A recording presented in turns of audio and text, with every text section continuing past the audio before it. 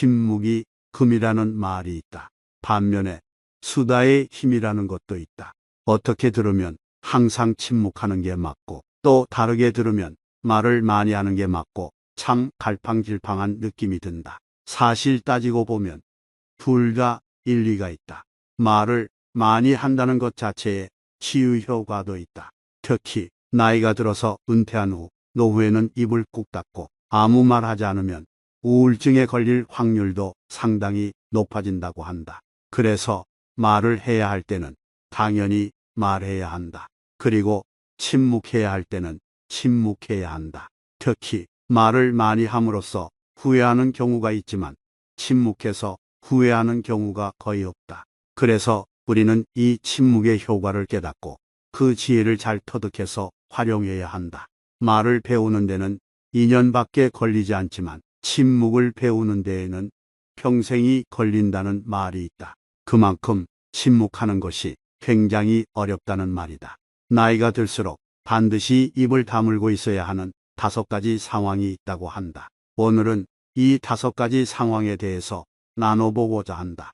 첫 번째, 말 같지 않은 소리를 하는 사람이 있을 때, 말 같지 않은 소리를 들을 때는 차라리 침묵해야 한다. 이런 이야기가 있다. 한 고을에서 두 사람이 서로 다퉜는데 그 같은 이유가 한 사람은 4 곱하기 7이 27이라고 우기고 또 한 사람은 4 곱하기 7이 28이 맞다고 우기다가 서로 싸웠다고 한다. 계속 싸우다 보니 도저히 해결이 안 돼서 할 수 없이 호원을 찾아가서 판결을 해달라고 했더니 원님이 27이라고 말한 사람은 집에 가라고 하고 28이라고 말한 사람을 곤장 때렸다고 한다. 곤장 맞은 사람이 억울해서 틀리지도 않았는데 왜 때리냐고 하니 원님은 말도 안 되는 저런 소리를 하는 사람하고 말을 아는 잘못이기에 때렸다고 말한다.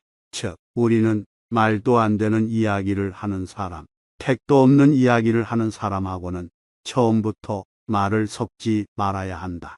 SNS도 마찬가지다.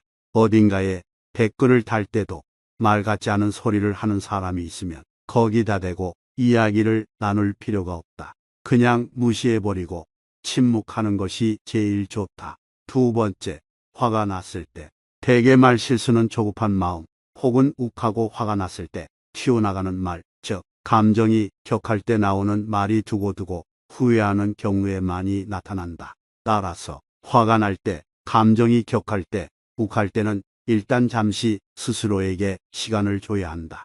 진짜 이 말만큼은 반드시 해야겠다고 생각이 될 때, 딱 10초 후에 해야겠다고 다짐하고 있으면 나도 모르게 그 말을 안 하게 되거나 보다 이성적으로 말이 나온다고 한다.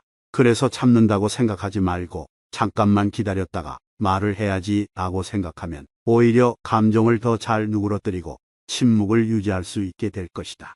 세 번째, 당황하고 난처한 상황에 있을 때. 예를 들어 어느 자리에 갔는데 누가 그 자리에 없는 사람에 대한 험담을 했어. 어떻게 동조해야 할지 몰라 난처할 때가 있다.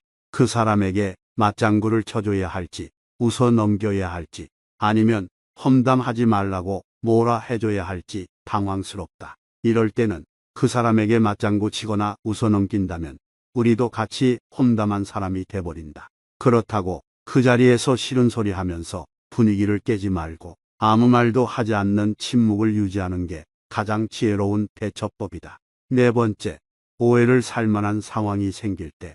오해를 할 때는 상대방이 뭔가를 확신하고 있기 때문에 변명하면 할수록 구렁텅이에 빠진다. 변명해봤자 들으려고 하지 않을 것이다.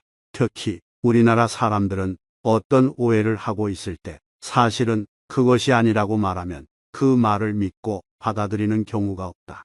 오히려 일이 더 꼬이기 마련이다.